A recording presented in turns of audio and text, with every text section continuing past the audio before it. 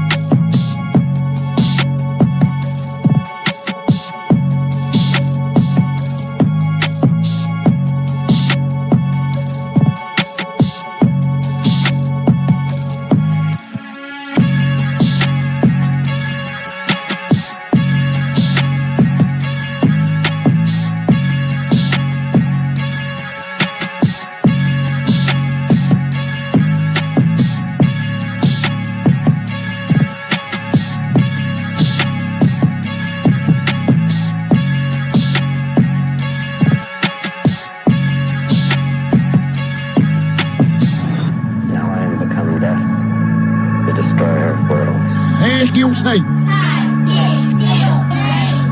A new world order. New world order. A new world order. The new world order. A new world order. A new world order. The new world order. New world order. That order and progress can only come when individuals surrender their rights to an all-powerful sovereign. When we are successful, and we will be, we have a real chance at this new world order.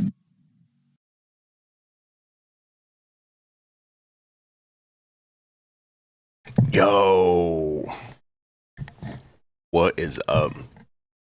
It's your boy Drew. You're checking out that Drew World Order Live 2025. Tonight we're hitting you here live with that Billy Jack on the tracks. Talking about professional wrestler Billy Jack Haynes, the Clinton crime family, and their possible connection to a famous unsolved murder mystery that's known as the Boys on the Tracks.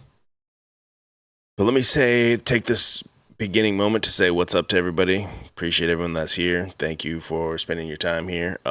Been gone for a minute. I've been working like a madman, being work like a dog. I finally reached a vacation. I have 10 more days off. And hopefully my next baby is born. This will be the fourth baby in 5 years. So hopefully, if this baby's born, if I timed it right, I'm off for a month straight. If not, I might have to go back to work for like a week or so. Then I'll get 3 more weeks. So we're doing Chalktoberfest, baby. We're going to grind the rest of this month and get it in, bro. I got a bunch of streams. I got a bunch of thumbnails already prepared and made. Provo King, Mr. Provo, throwing down the $5. Appreciate Provo doing the pre-stream here. He's my fluffer. He was getting everybody he's getting everybody warmed up for me. But yeah, man, this goes into I'm planning this big Vince McMahon stream. I've talked about it for a long time, and when I get into it, there's these segues where you have to branch off into possible like murder mysteries even as you get into it. And in my head, it's becoming like an 8-hour stream or something. I really can't do that. So this is one of the more interesting ones. I'm going to pluck this one right out of that, and this is its own standalone episode. And it is about this guy right here that you see in the thumbnail in the middle. He was a professional wrestler in the 80s known as Billy Jack Haynes. We'll get into him in a minute. First, we're going to lay the groundwork for a famous murder mystery, an unsolved murder that was actually on Unsolved Mysteries case, or the TV show with Robert Stack. And it's known as The Boys on the Tracks. Now, there's anywhere you go online, Boys on the Tracks, the videos on it, there's hours, at least an hour. So there's so much information, and for me to not get bogged down and play an hour video or whatever, we're just going to kind of cover the basics of what it is in case you've never heard it before. It's basically these guys here, Don Henry and Kevin Ives, they're the victims. They were 16 and 17 years old. It was in Arkansas. I bet you Benton is very familiar with this case. So shout out to our boy Benton. I see a few people joining the membership. I appreciate you guys. And I'm gonna hand out a few gifted memberships right now. And everyone that supports the channel, thank you. This happened way back in 1987. Basically, the TLDR of the story is 2 boys were found basically already dead on the tracks. They were covered in a tarp. A train comes up at 4:30. The conductor tries to stop the train, blows the horn. They're not moving. The conductor can see them. See they're basically dead already. Hits them, smokes them, dead. When they get in, they get a coroner or whatever to investigate. He says no foul play. They smoked 20 weed cigarettes and fell asleep on the track, and that's why they died. Totally sounds real, right? Later, the mother gets the bodies exhumed, and once the bodies get exhumed, well, originally one of the coroners, and not the main coroner, but another person that was involved in the autopsy, said there was a stab wound in the back of one of the boys. Coroner said no, absolutely not. The main coroner.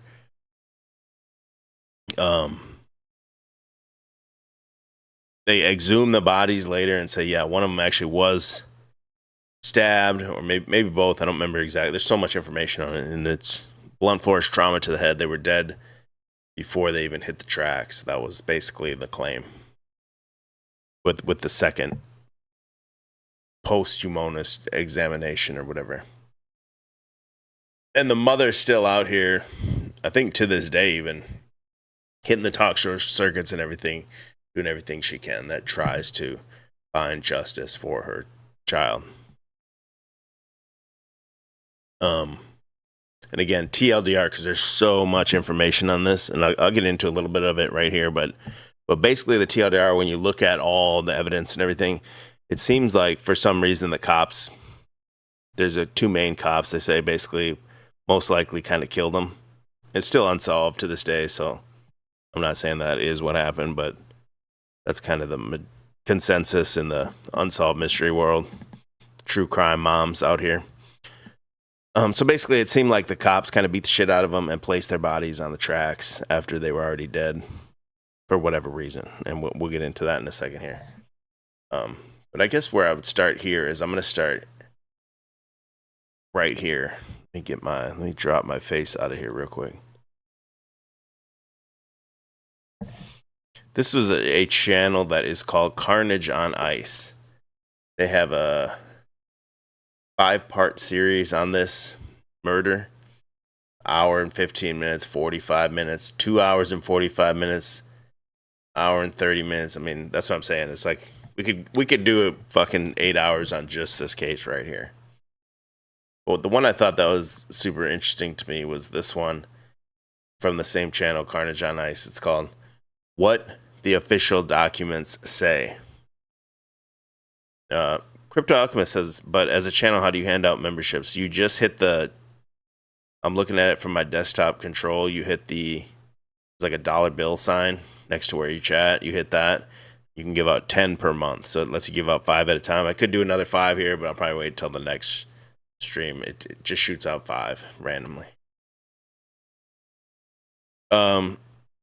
This video I have up right here, again, Carnage on Ice is the channel. They go through the primary documents, and what you see here, and I'll play a little bit of it because we could play this whole thing. It's 50 minutes. It's 55 minutes. It's fascinating.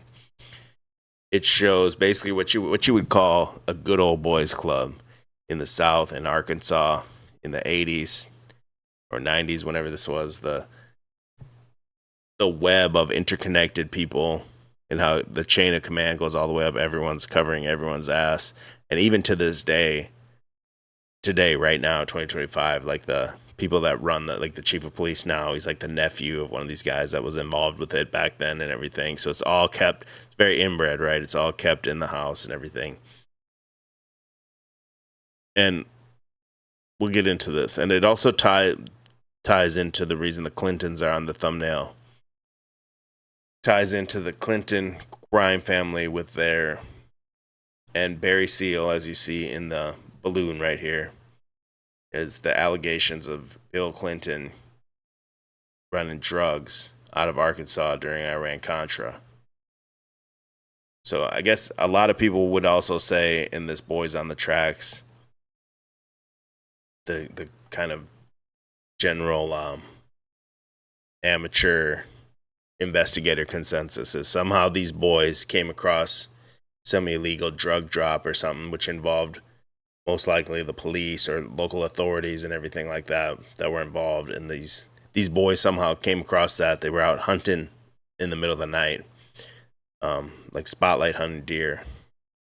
Must have came across something along those lines, and the police didn't want any witnesses. And the cover-up continues to this day. I'm going to go through just some of this video here. I mean, there's just so much here. The whole thing is fascinating. And all these people that were involved back then, not all of them, but a lot of them get involved later and get drug conspiracy crimes and everything and get sentenced. And I mean, it's just insane the amount of the good old boys and the connections of how everyone's covering everyone's ass back then. To cover up the investigation into the deaths of Don Henry and Kevin Ives.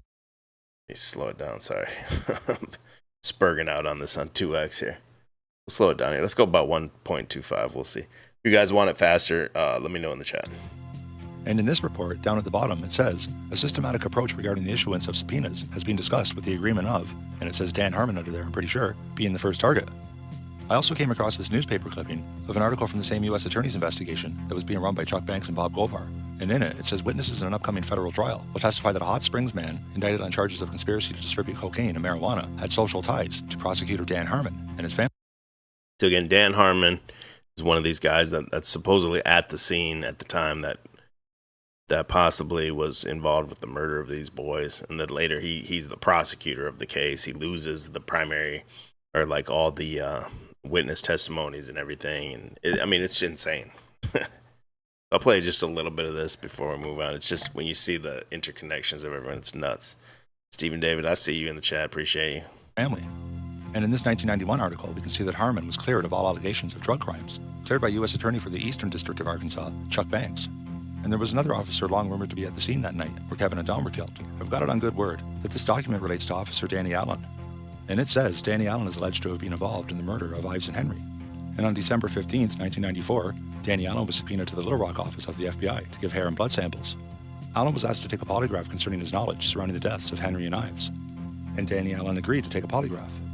And in the examiner's conclusions, we can see that it says it is the opinion of the examiner that the examinee was deceptive. During the post-test, Danny Allen maintained that he had absolutely nothing to do with the deaths of Kevin Ives or Don Henry. And he admitted that he did very little, if anything, to attempt to solve these murders. Then it goes on to say that Allen still continued to maintain his innocence about being involved in the murders of Henry and Ives. When told that he would not change the examiner's mind, Allen got up and walked out of the interview room and refused to talk with the interviewing agents any further. During the pretest phase of the polygraph examination, Allen was asked why he was in the room and stated that he was there because he was stupid enough to have agreed to take a polygraph. Yeah, I'm reading these chats here. I see Obese Tuna says the Clinton murders. Yep. And then Obese Tuna again. I've heard about this before. It's a weird case. Skate and Destroy says supposedly they were distributing the coke across the country in frozen chickens. That's one of the theories that's out there for sure. And it's one of these things where like the Clintons aren't necessarily directly involved, but it's like one of those where there's smoke, there's fire things. And they're at the time they're running Arkansas, right? And like there's no way they didn't know.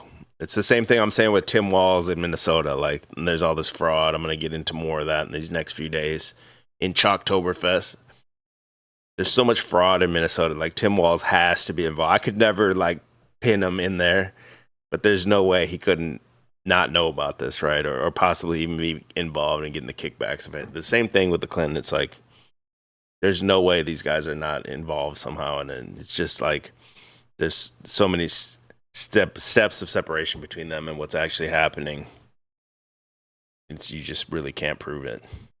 FBI There's no smoking gun. Document dated December 22nd, 1994. And if we remove a bunch of the redactions, we can see that it says, for information of Little Rock, Danny Allen was polygraphed regarding knowledge of captioned case on Thursday, December 15th, 1994, which is the same date as the document we just looked at, so we know it's the same person, Danny Allen. And skipping down below, on the polygraph, Allen was asked specific questions regarding the captioned subject's deaths. Although Allen proclaimed that he knew nothing, the results of his polygraph clearly indicated deception. Special Agent Redacted reported that Allen indicated strong deception regarding knowledge of who killed the boys as well as who put the boys on the tracks, which is something I brought up in my other video, Murder on the Tracks, in that statement is very indicative of two separate entities involved in the murders of Kevin and Don. One entity involved in the murders, while the other entity involved in putting them on the tracks. And according to Billy Jack Haynes' statement, it was... There we go. He talks about Billy Jack Haynes. Now, I wanted to do this stream maybe 6 months ago or more. I found this and stumbled across there was a long form AM interview of Billy Jack Haynes on some AM channel in Arkansas, and it was great. And as I got ready to prepare tonight, I can no longer find that. I wanted to actually play a lot of that interview because it laid out a lot of stuff, and I can't find the whole thing, unfortunately, tonight. But Billy Jack Haynes was a wrestler in the 80s, semi-famous. He was famous locally in the territory days up in the Pacific Northwest. And he traveled kind of around. Eventually, he did hit the WWE. I think he had a big match at WrestleMania, maybe 3 or one of the very first WrestleManias. He had a big match. And he's come out in the later years and said, hey, bro, I was involved with this. I was the muscle. I was the muscle involved in this drop. Police were stealing drops. I was there to make sure everything went smooth. By the time I got there, the boys were dead. I helped put them on the track. So that's how Billy Jack Haynes gets involved with that. We'll get into him too in a minute, but I just want to show more of these primary documents. As you can see, the interconnectedness of all the players involved. Everyone covering everyone's ass. Kirk Lane and Jay Campbell, who killed the boys, and Dan Harmon and Richard Garrett, and Billy Jack Haynes, who put them on the tracks. It's little details like this that I believe makes Haynes' statements much more plausible. Anyways, it further goes on to say, Danny Allen did advise Special Agent Redacted that he believed, and I'm pretty sure under this redaction it said Special Prosecutor Dan Harmon, to be involved in the deaths of the boys. And this too is another document that we're going to come back to shortly. But as we can see, there's all kinds of documents that name Dan Harmon in relation to the boys, and in relation to their murders, in relation to drugs as well. And I've only showed you just a few. What's up, Dave? No, Beast Tuna says these boys certainly ran into something they shouldn't have. Yeah, it seemed like a wrong place, wrong time type of thing for these young boys. And God bless the mothers still out here to this day. fighting for some kind of justice. Who do you go to if the police are somehow involved? You can't, you can't go to the authorities. You got to appeal to public and everything. How do you get justice in that situation? Imagine putting yourself in that situation. Your young child is, there's foul play involved in the death. You can't even go to the police or anything. Everywhere you go, there seems to be some type of cover-up. And here's another example where we see prosecutor Dan Harmon, though we're not allowed to know in relation to what it is, except for that a confidential witness said something about it. And as time would go on, Harmon's nefarious ways would finally catch up with him, such as threatening to kill his wife, as can be seen by this newspaper article. And in 1996, Harmon would finally get busted, and ultimately he'd be charged with 11 felonies, 5 of which he was convicted for, including racketeering and drug charges.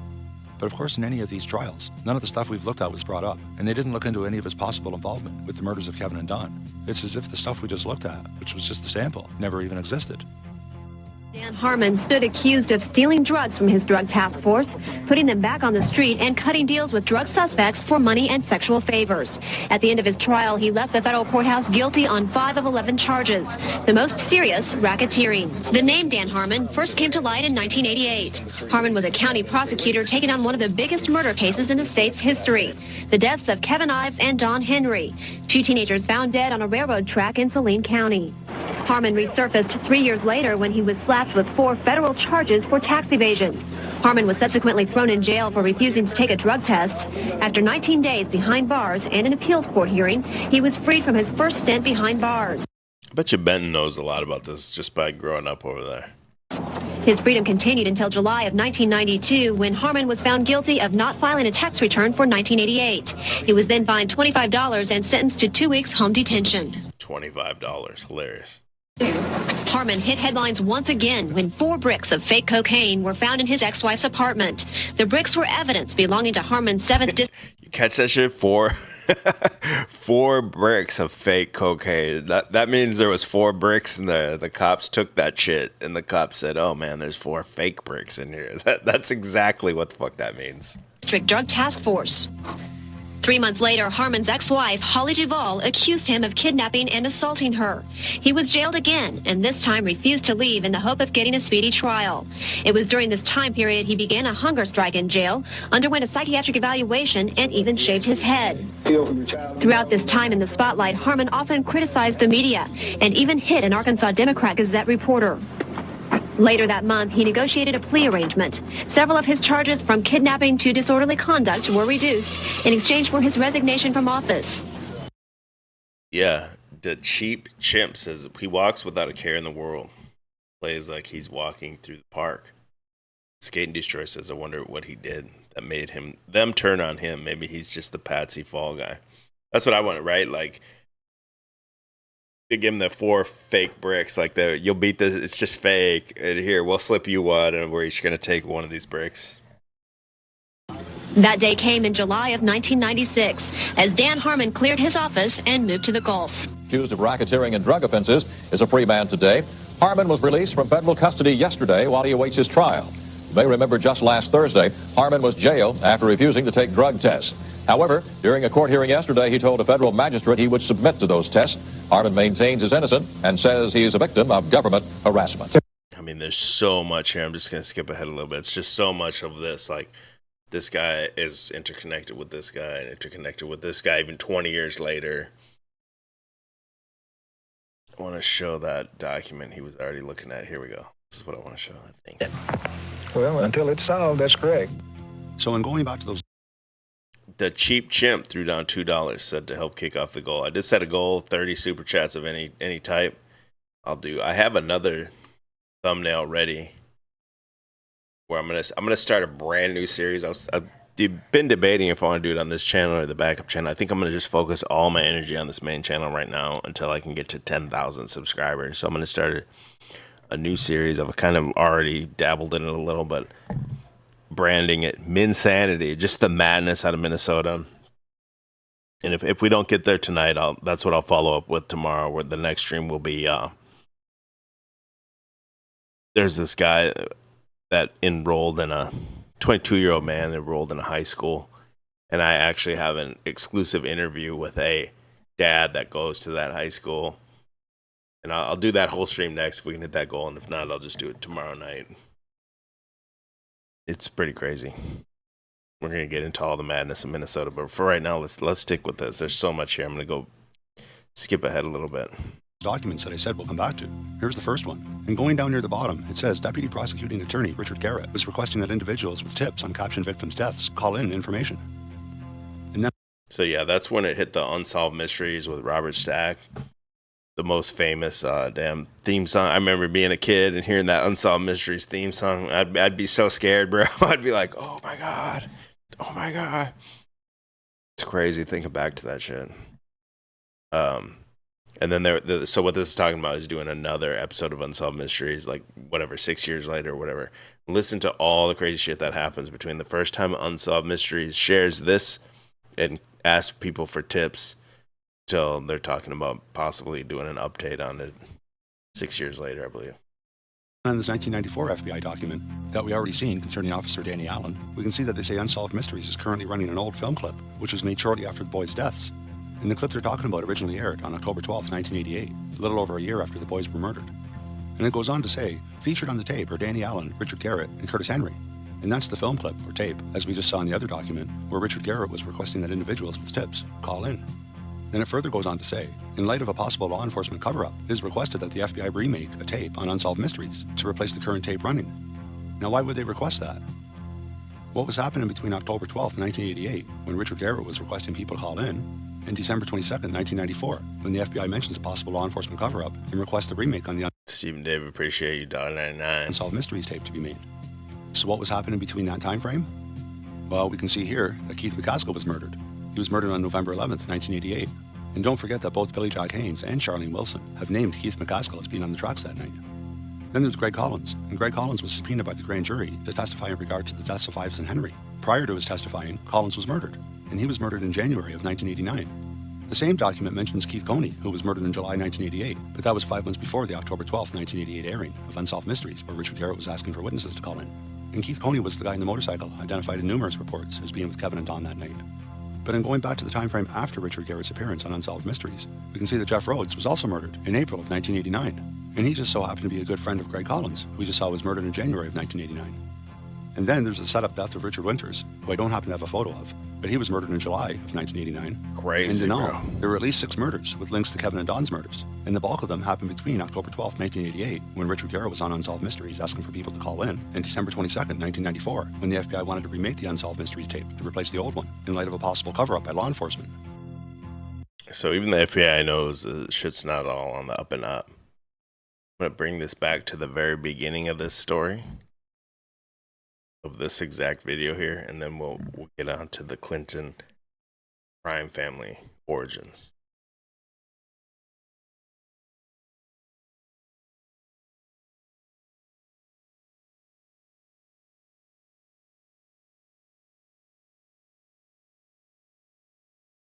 We didn't realize there was anybody else out there at first. We were just, like I said, goofing off.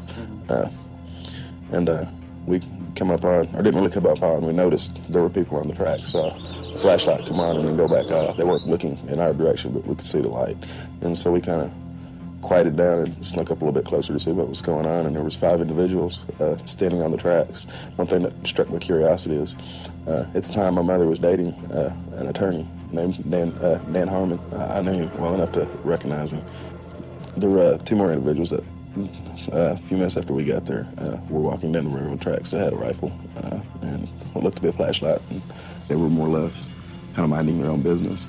And when they realized someone else was on the tracks, they stopped and was fixing to turn around when someone, or Danny, motioned for them to come closer over to where they were. They hesitated and eventually ended up walking on towards the rest of the group. While my head was turned, I heard what sounded like a gunshot. I saw a flash, as you would expect with a gunshot at night. We were pretty much terrified and bolted and ran. So would you say you're 100% sure? So I was 200% sure it was Danny Harmon, without any doubt. Without any doubt. Other witnesses corroborated that evidence. I know that Dan Harmon went down there, because I was down the road from there, in an automobile. I do know that a drop was made out of When these people are talking about drops, they're talking about drug drops being flown into Arkansas. Absolutely 100% unequivocally made there that night. Obese Tuna, I see you. Appreciate you. To my knowledge, were Dan Harmon, Keith McCaskill, Larry Rochelle. One thing to note is that Linda Ives launched a Freedom of Information Act lawsuit on August 24th, 2016. And we're going to take a close look into a few of these documents, and you'll see why she launched the lawsuit. As far as Tommy Newhouse, I'm also quite positive that these couple of documents relate to his polygraphs when he came in to give his witness testimony. And this second one we'll come back to in a bit, as I found something rather interesting about it. Unfortunately, though, we'll never get the chance to ask Tommy Newhouse about what happened that night, as he passed away February 6, 2013, at the age of 36. So tons of these people involved with this. Like they all come up pushing up daisies. What's up, EBT? You want to do that after party, bro? I'm available, bro. First time in years, bro. I'm drinking this Southern Comfort. I ain't bought this shit in a minute. I had to go fill up on it tonight. Had a bad day with the kids, bro. The kids that wore my ass out today. My first day of vacation. I'm like, bro. So this video here, you can go watch this video. I'll put the link to this video right now in the chat. I mean, it's unreal. I just don't want to be here playing a hour-long video. I mean, it's connection after connection after connection to the different players and how they're interconnected with each other. Drop that right now. If you're watching it later, hit the live chat and you can go right. I have the link right in there in the live chat. Watch this video. We're going to move it on now. So when you hear about like the Clinton crime family and the Clinton body count and all that stuff, that pretty much all comes from this documentary in the 90s called the Clinton Chronicles. Jerry Falwell is the guy behind this. It's kind of like, I'm kind of on the fence. But again, it's one of those things where it's like, where there's smoke, there's fire, right? Like they can never prove anything or pin anything. There's no smoking guns, but you can stack this evidence up, and it's clearly like something's off, and something's definitely going on here. And that's what you get with the Clinton Chronicles and how some people believe that the Clintons are involved in this entire drug smuggling operation in Arkansas, which is later used to kind of fund their presidential bids. He was planning to set up and do the same thing in Washington. In 1982, cocaine trafficker Barry Seal set up one of the largest drug smuggling operations in the United States in Mena, Arkansas, under the approving eye of Governor Bill Clinton. And again, Mena, I believe, if I remember right, Mena's maybe 125 miles away from where this Boys on the Tracks happened. But that doesn't mean they're not dropping drugs or money all over Arkansas, right? Like if they have a green light from the governor, it's not just happening just in this one spot. So Barry Seal is the main pilot that was credited for flying the stuff in here. Barry Seal had a bunch of planes and supposedly had pilots. Barry Seal was a drug smuggler. Now, he tried to set it up in his home state of Louisiana, but they wouldn't let him. He had to come to a state that had a sleazy governor. There he is. Slick Willie right there. Hooked on cocaine, and everybody knew it. There's Hillary right there. Look at her. You know, Hillary was throwing that ass back in that day. Yeah, Bill Clinton was hooked on cocaine. In 1983, I was made aware that Sheriff Hadaway and one of his auxiliary deputies, Terry Capehart, were investigating a smuggling operation going on at the Mena airport. They had an inside source of information. Mr. Seal, yeah, real quick, EBT, our boy here, Enslaved by Truth, is in the chat talking about his 10-hour crash out stream. I haven't watched it yet, but I got to give props to EBT. Anybody that can go for 10 hours. I know this is a different 10 hours than when you watch Sandy Machine 10 hours or The Machine Lies 10 hours. This is different. I haven't even watched it yet. I already know. Make sure you subscribe to Enslaved by Truth right here on YouTube. It was our understanding was the one who had brought the operation into the Mena airport, and that had initiated the beginning of the money laundering and the illegal activity. He said 1983 was his most profitable cocaine smuggling period ever. Said that the airplanes that he had placed at the Mena airport, there were 4 of them, a couple of Senecas and a couple of Panthers, and 1 or 2 stragglers, here and there, different airplanes. He said they were purchased solely for the purpose of cocaine smuggling. There was, in my opinion, more than enough evidence to prosecute a number of people for crimes regarding the Barry Seal case at Mena. I snuck around, crawled through the bushes, thinking that I'd really have to hide to see them unloading the dope. Didn't have to. You could walk right up to the airport and they'd unload it right in front of you. They would unload it. They'd offload it. They didn't care. Certain. They didn't care. Skatey Stroh with $5. I appreciate you, fam. You guys out here paying my internet bill. Don't forget, I got 4 little ones in the house right now. I got 2 adult kids out of the house. About to have my 5th kid in the house. Shit's tight. You guys seen these fucking food prices out here? Shit's. I went to the grocery store today. I swear, I felt like I bought maybe like $100, $150 worth of shit. It was $300, bro. It was insane. I was like, what, bro? This shit's $300. This shit's crazy out here. What's up, Trump? I thought you were gonna fix that fix them food prices. My boy here in Slave by Truth, who we call EBT, we have to do a stream about the EBT possibly shutting down next month. That's the next stream we got to do. A degree of money laundering had taken place among these people that were associated with Barry Seal. What had not been done was to connect the dotted lines to ADFA. Because once you connected the dotted lines to ADFA, you had actually connected the dotted line to Clinton. In addition to the operations at Mena, small clearings in other parts of the state were used as drop points for money and cocaine. Yeah, EBT says $100 is like 3 grocery bags. So we went to Walmart, and this black guy and this black lady were walking out. I'm not kidding. They're walking out with 2 carts that are just fucking mounded, bro. Like just bags. You know how Walmart puts like 3 things in a bag, bro? They had 2 carts just mounded with shit. We're walking out the door. I was like, you know, these motherfuckers didn't pay for that shit. You know that shit's EBT. Had special cargo doors installed on the side without FAA permission, so that these doors could be opened in flight. They'd pull in, slide back, and the cocaine could be dropped out of the side in flight. When you have a public which is aware of an ongoing criminal enterprise, when you have an international cocaine smuggler who is high profile, and a lot of people know that they are operating in a small area. A lot of people knew about the money laundering. It was common gossip on the street because it was so blatant. And they see investigations ongoing for several years. And they keep watching for indictments. They know grand juries are convening. They know that witnesses are supposed to be providing evidence to a grand jury, yet year after year after year, no indictments are returned. People lose confidence in the system.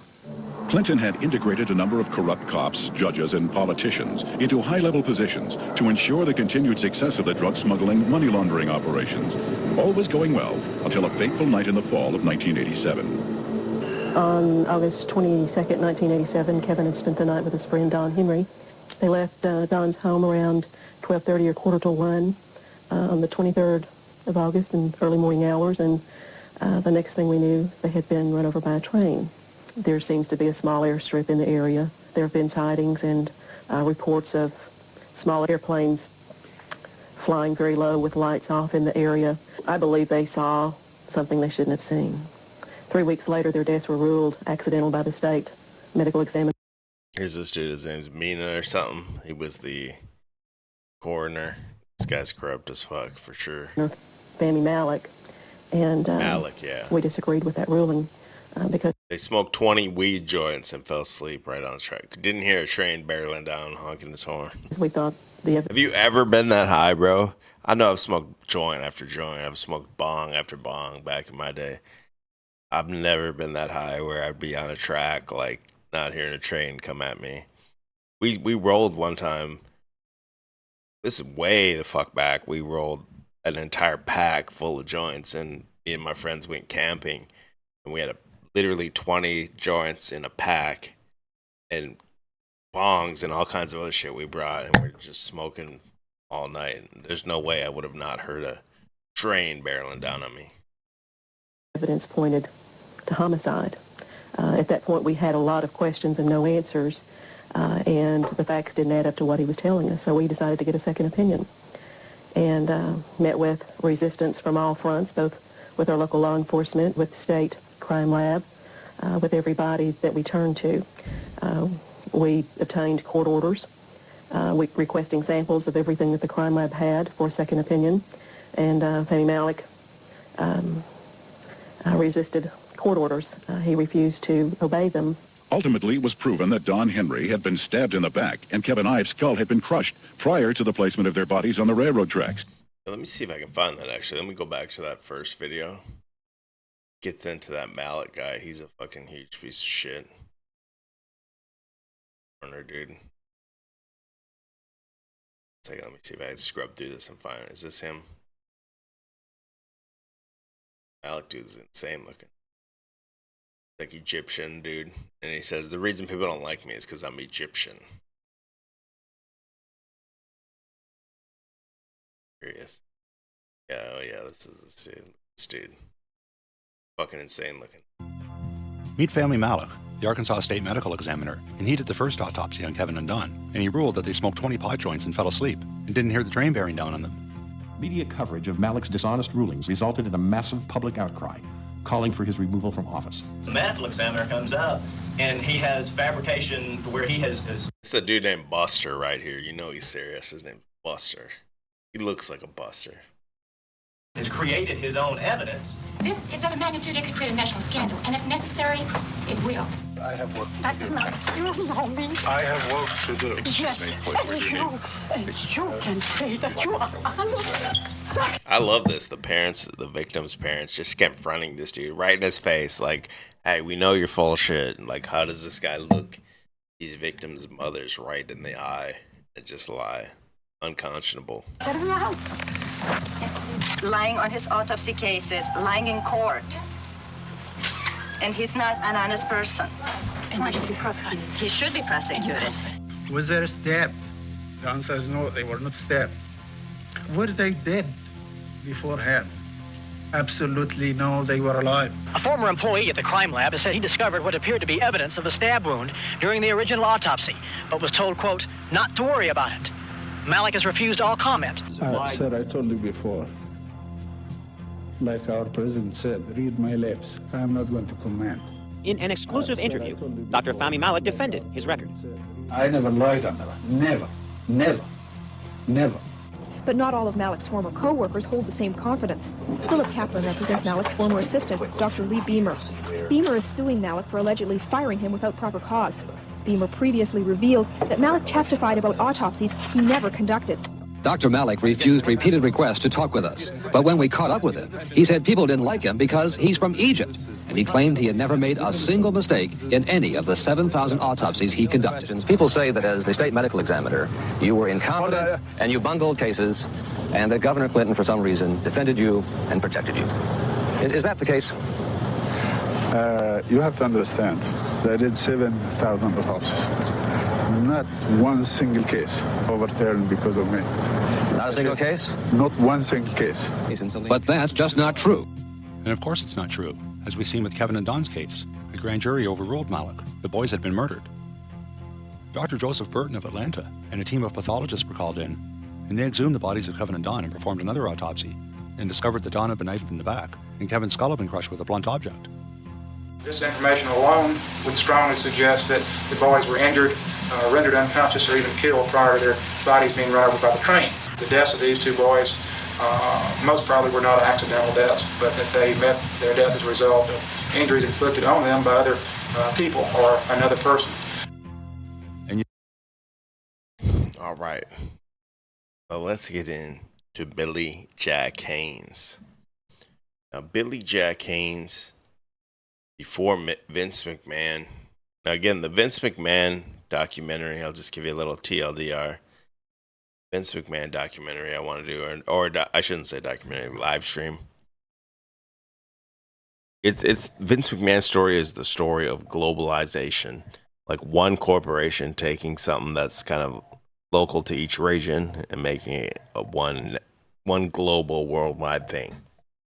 That's what wrestling was. They were individual little territories all over the country. There was, WCCW in the South, Georgia's Championship Wrestling in the South. Vince McMahon had the Northeast, WWF. There was territories in the Northwest where Billy Jack Haynes comes from. And there was kind of this overarching body called NWA. They would send Ric Flair into each different territory. Everyone's heard of Ric Flair. Ric Flair would go to your territory, let's say the Northwest, and he would do in 1 hour. They call it a Broadway show. Ric Flair would go 1 hour Broadway with your champion in the Northwest, and it's a time limit draw, 1 hour match. And he makes your champion look good, and he doesn't lose the NWA title, Ric Flair. That's kind of what the NWA was all about. So this guy, Billy Jack Haynes, he was big in the Northwest. He did move around a little bit. He didn't stay long in any territory.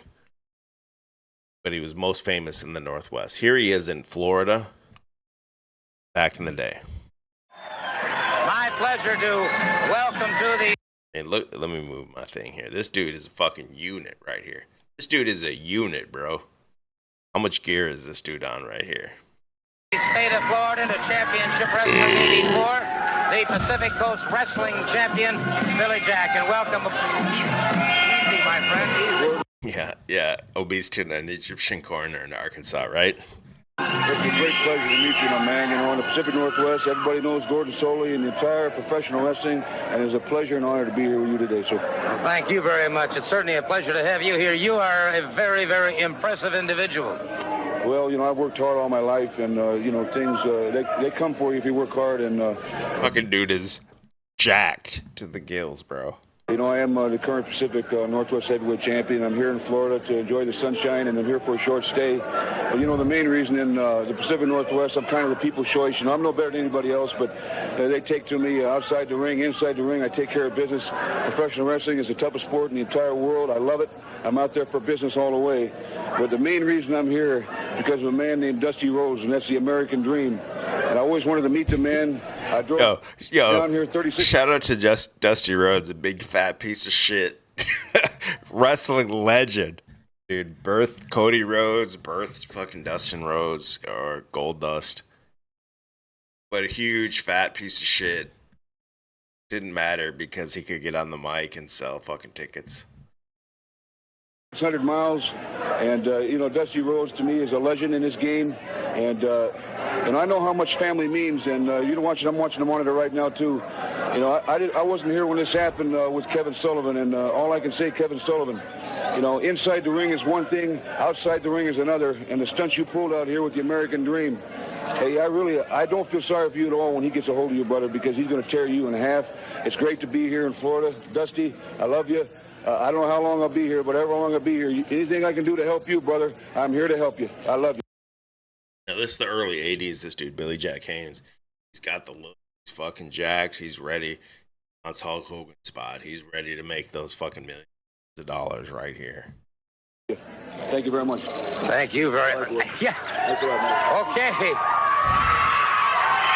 I really don't think this man has any idea of just how strong he is. But, boy, he is something else.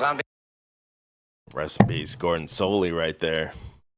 Yeah, EBT says, one of those man's pecs is the size of my head. Billy Jack's a fucking monster, bro. Huge as fuck. So that's Billy Jack back in the day. He had a lot of promise. He went into WWF. He had a big match against Hercules, the guy named Hercules at WrestleMania. Let me see if I can pull that up. I can't play any WWE things for sure. WrestleMania 3. So where Hulk slammed Andre, Billy Jack Haynes fought Hercules. So I can't play this, but look This guy's another fucking big Jack dude. And when you see him next to Billy Jack, he's way bigger than Billy Jack Haynes even. As big as Billy Jack Haynes is, Hercules dude is even fucking bigger. That was kind of the peak of his career. He went to WWF for just a little bit. See if I can show you the size differential. As big as this dude is, bro, he's fucking massive. He gets here. This Hercules guy on the left here is even bigger, bro. Let's see if I can stand next to each other. Herc's probably like got a few inches and, you know, a few 20, 30 pounds on him. Anyway, so later in his career, after he retires, this Billy Jack Haynes guy comes out and says, hey, I was involved in the boys on the tracks. I was there as the muscle. He looks much different now. That's him now on the top there.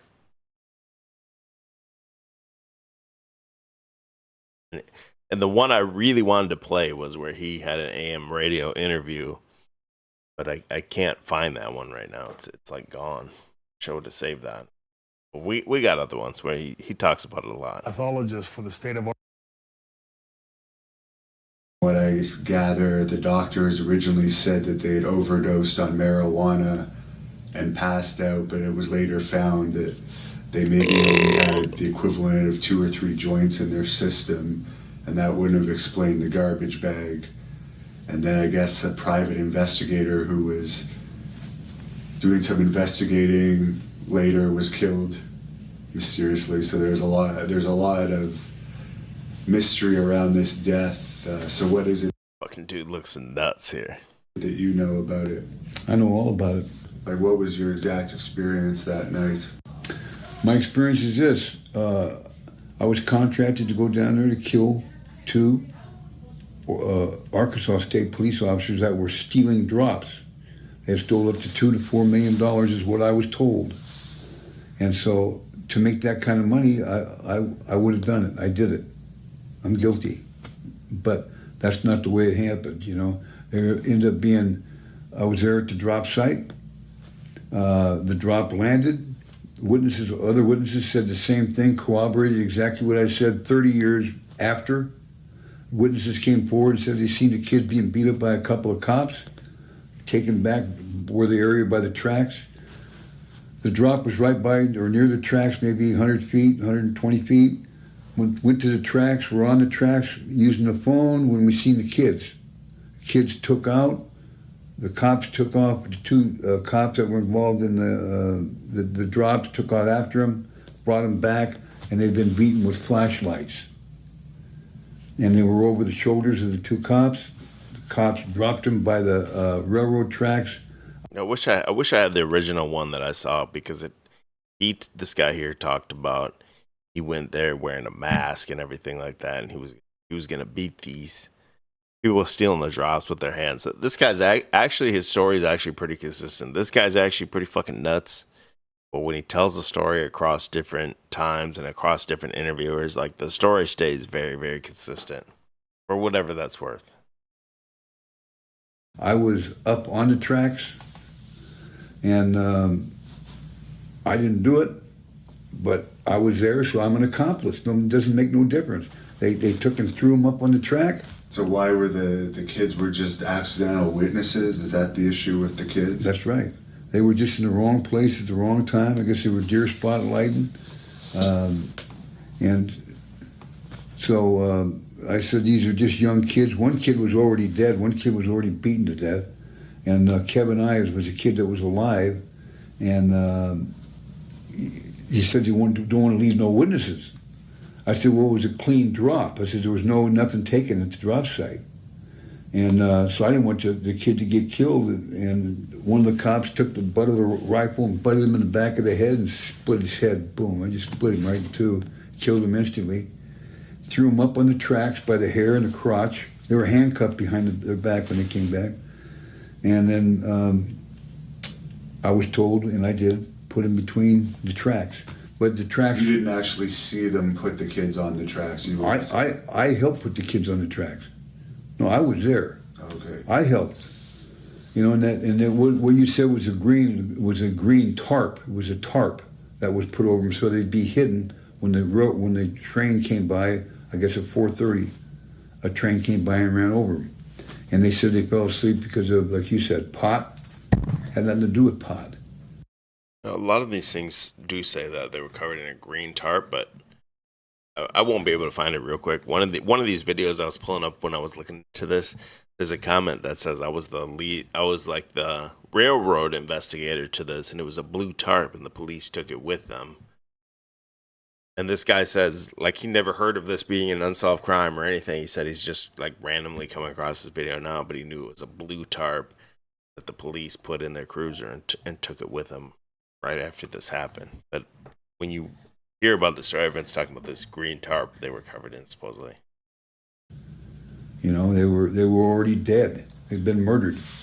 So why were you going to kill the police? You said that because they lied about it. All the guys, the inside cops that were there were the ones that were stealing it. They saw me there and they were freaked out. Who's this guy? Because I was under a mask and gloves.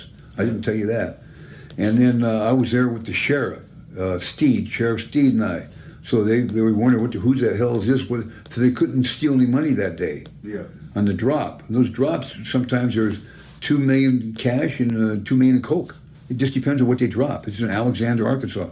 So who was making the drop, though? The drops were made by, there's drops all over the place. It comes out of Mena, Arkansas, and Colombia, over in Central America. Yeah.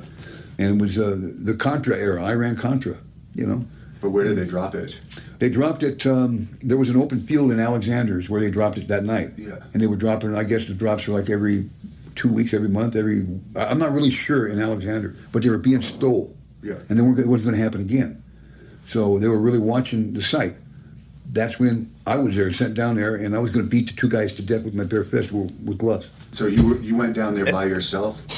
It's just fucking nuts. Myself after I wrestled King Kong Bundy in Detroit, Michigan, and the guys have tried to say, oh no, he wrestled. Again, there's other videos I pulled up. I won't pull it up now, but he claims he wrestled King Kong Bundy wherever, a different state. He says the Clintons called him. He says he's worked security for Clintons before. He says, hey, I need you here. They're stealing drops. Pay you whatever it is. And he says he'll take it. I'm not going to pull that up now, but that's his testimony. The 23rd or 22nd? No, I didn't. I did not wrestle. It's not on any card. I didn't wrestle till the 28th because my gym opened the 13th of September. I know exactly what happened.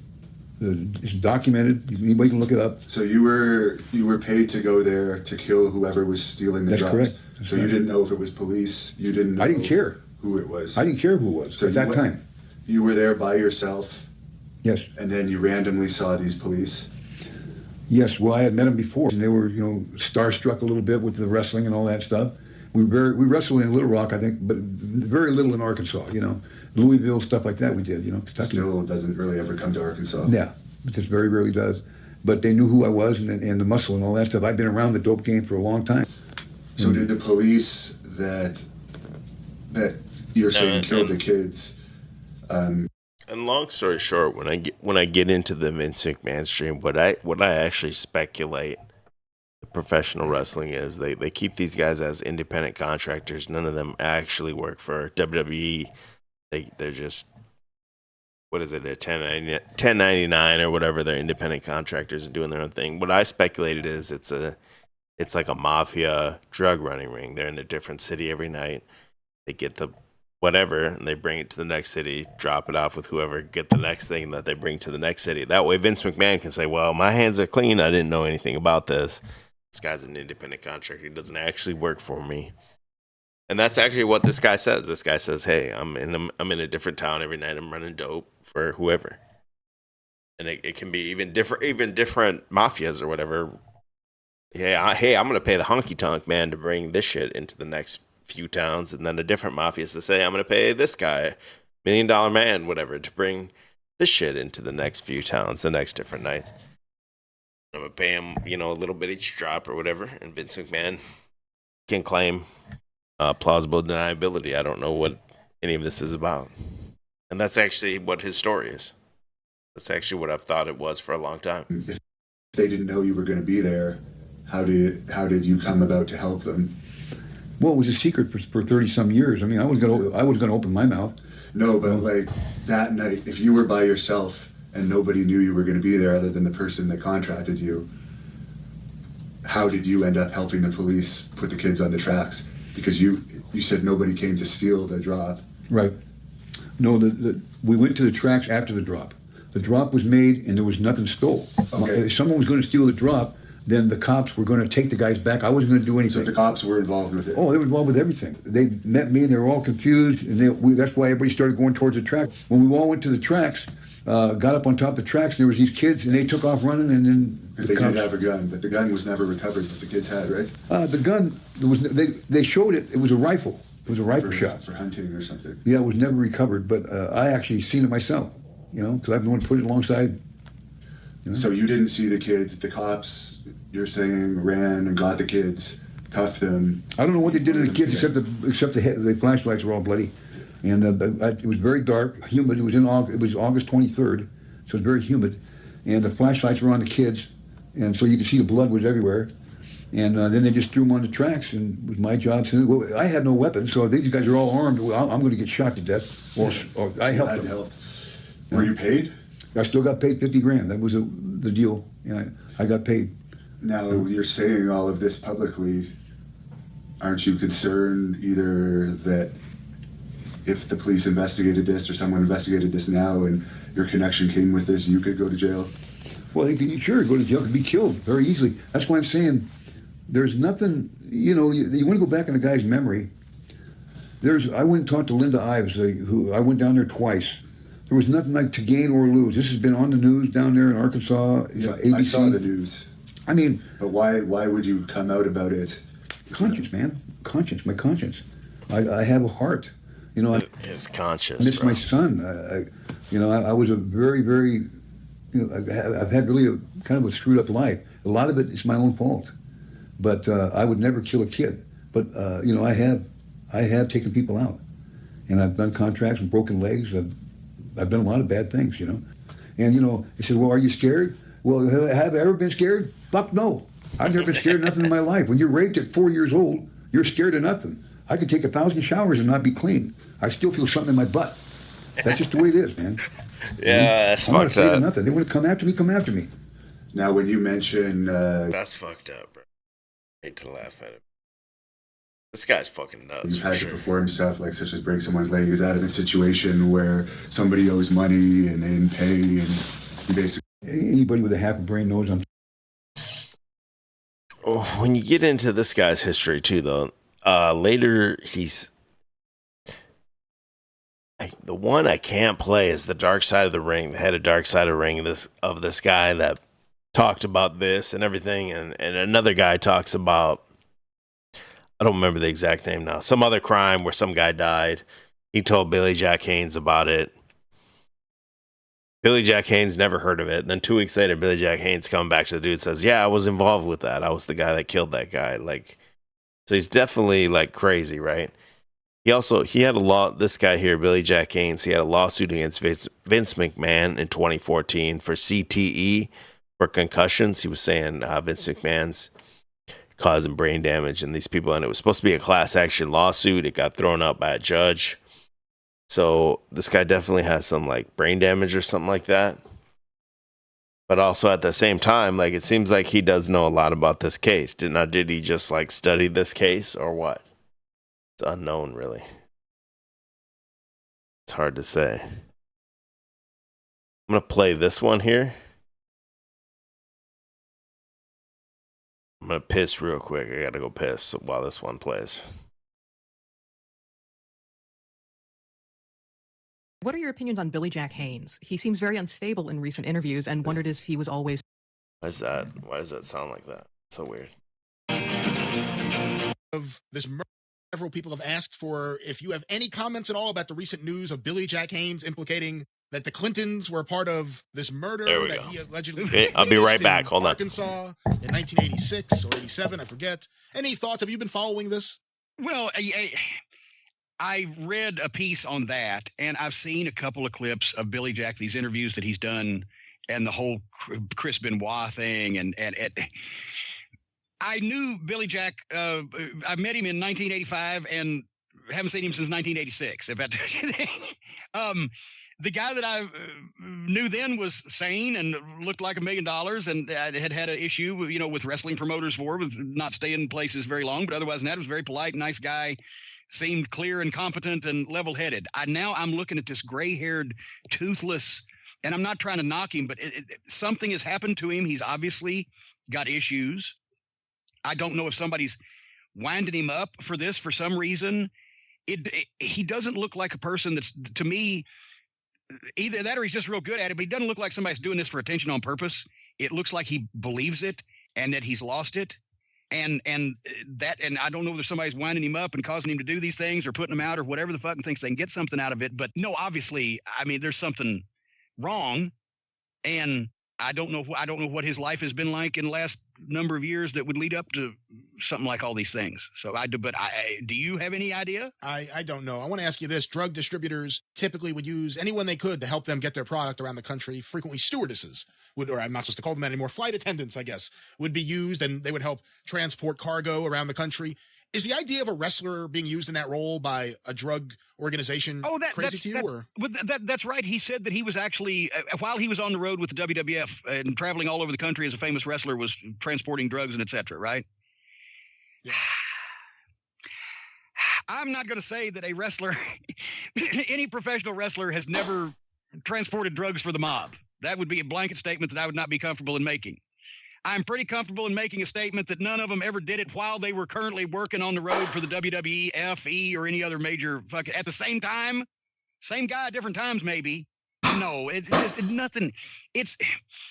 That's what I'm saying. I don't know what's happened. Is somebody taking advantage of this fucking guy, or is somebody getting him some fucking help? Because he's not a rational person in anything that he says that makes the internet. Yeah. And when the first time I met him, the guys had clued me in. He was very soft-spoken and very calm. And when he would shake hands with you, you see he was taking care not to hurt you, because he not only was he a fucking hoss, but he had, I guess, spent time in prison for manslaughter for killing a guy in a hand-to-hand fight. That the guy fucked with him, right? But he hit him so hard or did whatever the fuck. So he was trying to keep himself calm all the time and not to where he would snap. And that's when, and everybody helped him do that. And we remember that's when he was booked with fucking Gino. They had both been in Portland and had the issue with the female issue. No, Chris. Well, Chris, I'm sorry, not Gino. But Chris Adams was booked with Billy Jack to work for the World Class TV title when Billy first came into territory. When Kerry was going to do the movie, and they brought Billy Jack in because they figured they needed to replace Kerry, and then Kerry didn't get the movie part.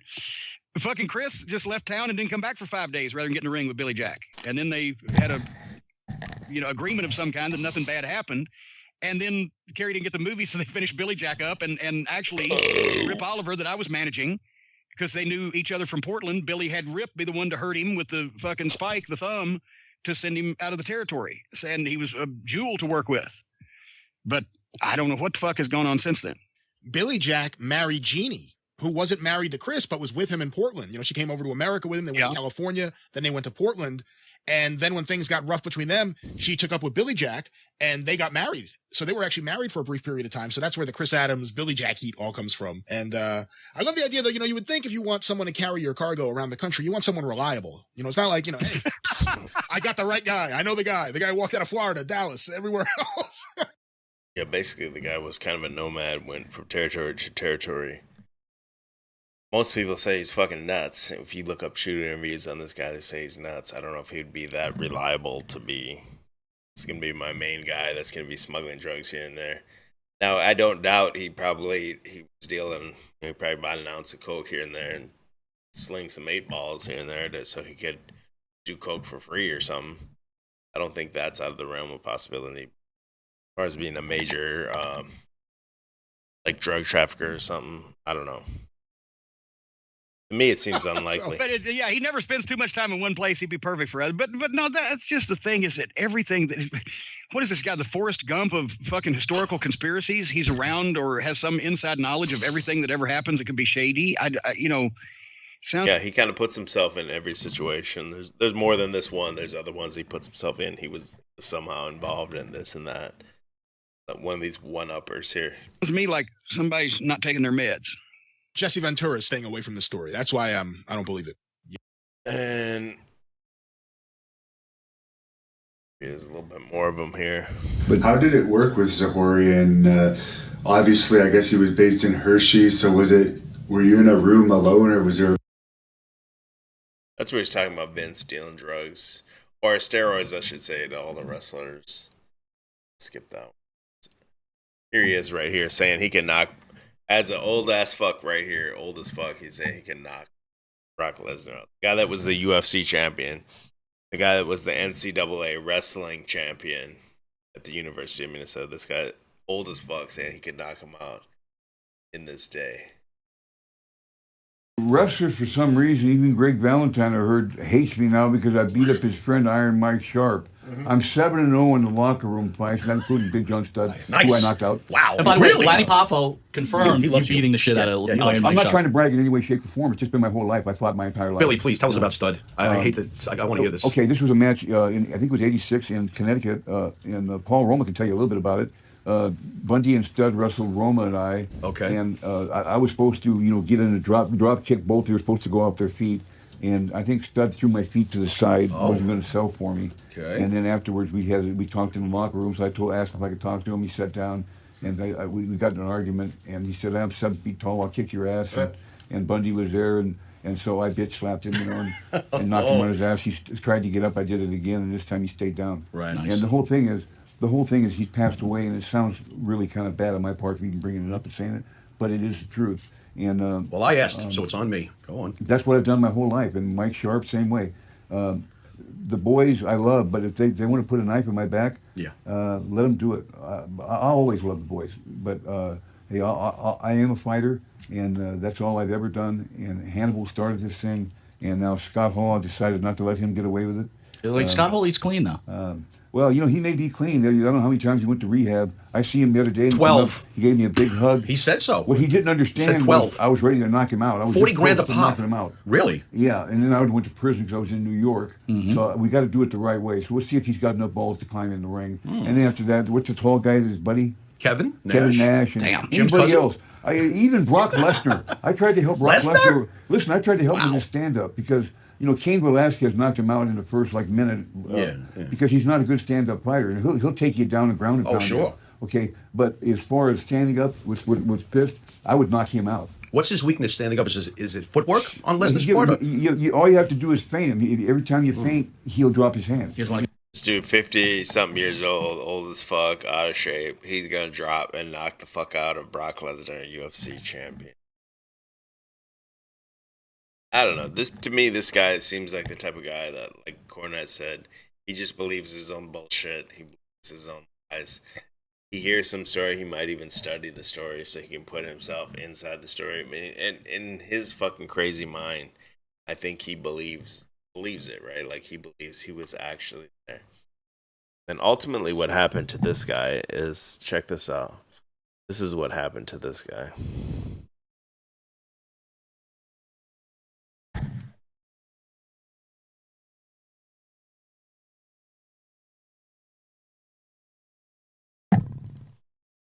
Hold on.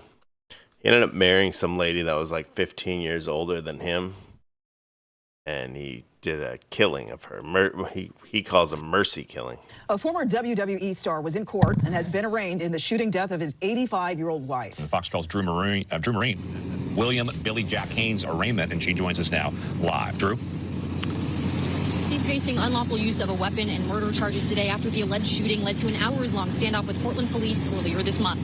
Yeah, Guy Freeman says he's that classic smoke blower at the bar. Yeah, exactly.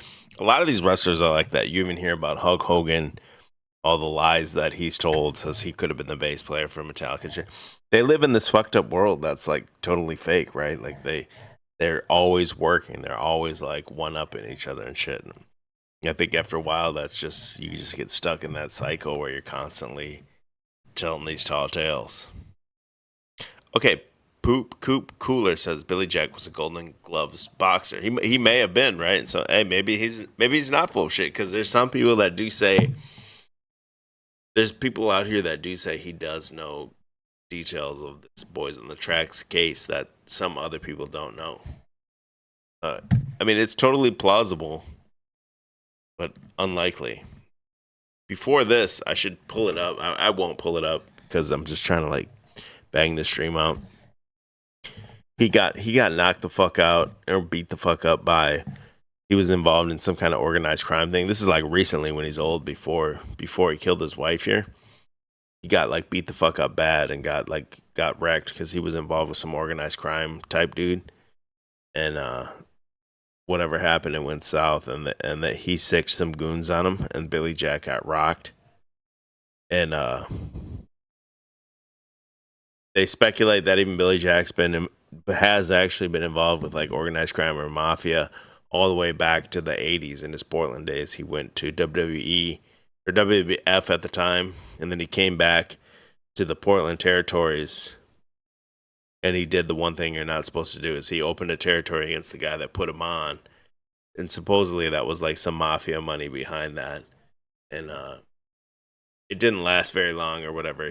Billy Jack started his own wrestling company, and it didn't last very long, and he ended up owing a bunch of guys a bunch of payouts for wrestling, and he couldn't pay up. But supposedly that was financed by some organized crime people that he knew. So it does seem like he does have some organized crime ties all the way back through the 80s. Next matter is going to be page 22, line 3, Mr. Haynes. Former wrestling star Billy Jack Haynes appeared in court for the first time Thursday after being accused of shooting and killing his 85-year-old wife, Jeanette Becraft, who neighbors say was struggling with dementia. On February 8th, Portland police responded to a shooting at a home in the Lentz neighborhood. They say Haynes was arrested after an hours-long standoff, and then they found a woman, now identified as Becraft, dead inside. Now 70-year-old Haynes used to star in the old Portland wrestling promotion that aired on KPTV and went on to wrestle in what's now known as WWE in the 80s. He and Becraft were known by neighbors as Billy and Jan, and neighbors we spoke with the day of the shooting say they were shocked to hear the news. A great community around here, a lot of veterans that are in my dad's bed as well, and so was Billy. And I did love him dearly, and we loved Jan as well. So, yeah, but yeah, this, like I said, it's a tragedy all around. Haynes' trial is set for April 11th. Live in downtown Portland, Drew Marine, Fox 12.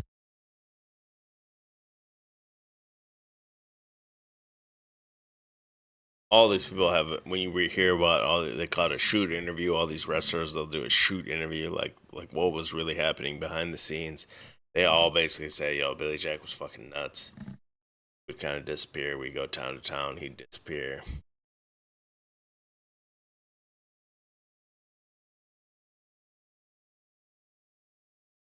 But this is where he ended up. He ended up murdering first he shacked up with another wrestler that was kind of on his deathbed. Billy Jack went and moved in with him and helped him through that like quote unquote hospice process. But the son and everything else that was involved there thinks Billy Jack was just there stealing the pills. And then after that, because he's got nowhere to live, he shacks up with this lady 15 years older than him. Lives with her for a while, and then ends up killing her. Which he says was a mercy killing because she has dementia. New at 4, a lawsuit has been filed against former wrestling star Billy Jack Haynes. You may remember that Haynes was arrested last year and accused of shooting and killing his 85-year-old wife, Jeanette Becraft, who neighbors say was struggling with dementia. Well, now a new lawsuit is claiming that he abused her for years before her death. Today, we're learning that Becraft's estate is suing Haynes for elder abuse, accusing him of mentally, physically, and financially abusing her. According to court documents, Haynes coerced her to abandon her medical providers, as well as isolating her from her family. The lawsuit also accuses Haynes of forcing Becraft to liquidate her retirement savings and taking control of her money, as well as introducing her to a number of drugs that the tort claims caused her health to decline. The estate is now demanding more than $750,000 in damages. So he's definitely fucking nuts, right? That's why I don't know if you can take what he says about the boys on the track at face value when you look at where he ended up. This is the one thing I probably can't play as Vice. It didn't happen. Fuck him. Fuck him. We can play it anyway. I'll just talk over it. This is transformative content, y'all. There's only really two human beings I really love. That was my father, who was blind and in a wheelchair, and then the other was my wife, who allegedly I murdered, which you. Allegedly. Allegedly. I'm fine, I didn't. And I loved her more than life. Weighing 200. So if you do have time, and if you're interested in this more, to go into it, go to Vice and watch the, what is it called, like Behind the Ring or whatever series of this guy. It's fucking nuts. And that other video I linked to earlier, and that whole channel has like the boys on the track and all the primary documents and everything. That's a lot more deep dive you could do. 147 pounds. Pro wrestling is a work. We all know that. But we took it real serious back when we were in it. Oh, look at the blood just. Huge. They don't know me. Throughout his wrestling career, Billy Jack Haynes remains distant, private to the point of secrecy. It's Cornette again. Shout out to Cornette. Hilarious channel. He was not the life of the party, the life of the locker room. He wasn't making friends hand over fist. He was just that big guy over there. It's like something's going on. Billy Jack was a true loner. Then I realized he was very manipulative. He always had an agenda, and you never knew what he was up to. Well, that was Ken Patera, if there's any wrestling fans here. Now we'd go check in at the hotel there. 5 minutes later, Billy'd be gone. And he did that every night. I didn't know what he... So it's so hard for me to tell. Like, I kind of understand the nuance of all this, and it's like, he does seem like he's one of these guys. He's kind of bullshitting and blowing smoke, you know. But at the same time, when you hear these old timers say, "Hey, man, we go town to town," and he's gone, bro. He ain't partying with us. He ain't doing any of this shit. He's gone. And then he got beat up. There's some mafia ties. See if I can find that assault. There's definitely some type of mafia ties. Something like a car dealership, I think. And I think the story behind that, if I remember right, was he was transferring to some types of drugs or something for some organized crime, and there was some money missing after he did it, and so they like beat the shit out of him. I'm not seeing it here right now at a quick search, but that's kind of the gist of the story. Is there was money missing or something, so this organized crime syndicate had some random quote-unquote tweakers that just happened to be at the car dealership at the time, beat his ass, and like he was destroyed. And after that, he just lived alone with that wife and then ended up killing her.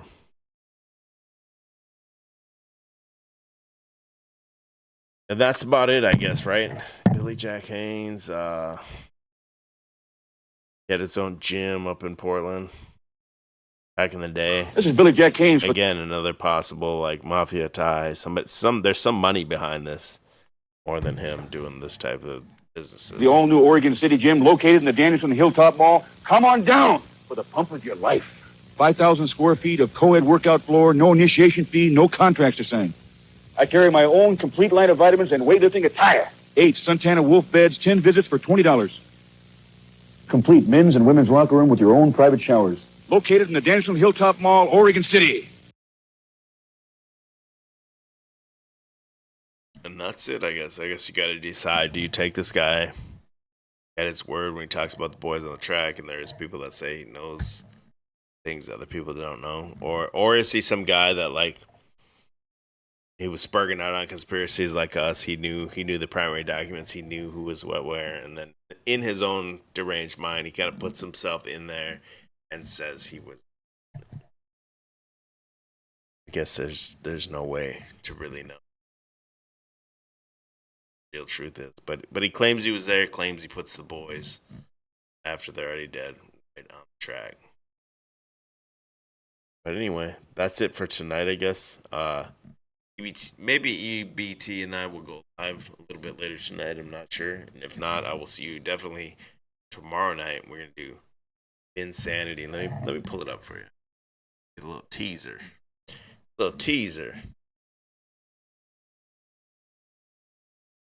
This will be the story I'm going to talk about tomorrow night. This is the 22-year-old guy that enrolled in White Bear Lake High School in Minnesota. I'm going to do a series here called Minsanity. We're going to get into all the madness that is Minnesota. And I have an exclusive one-on-one interview with a parent school of where this guy was enrolled, White Bear Lake High School it was called. And I'll show you the text from that dude and what he said, and to that tomorrow night. You don't see me later tonight. All right, man. It's good to be back. We're here. It's Chalktoberfest. I appreciate everyone that's here. So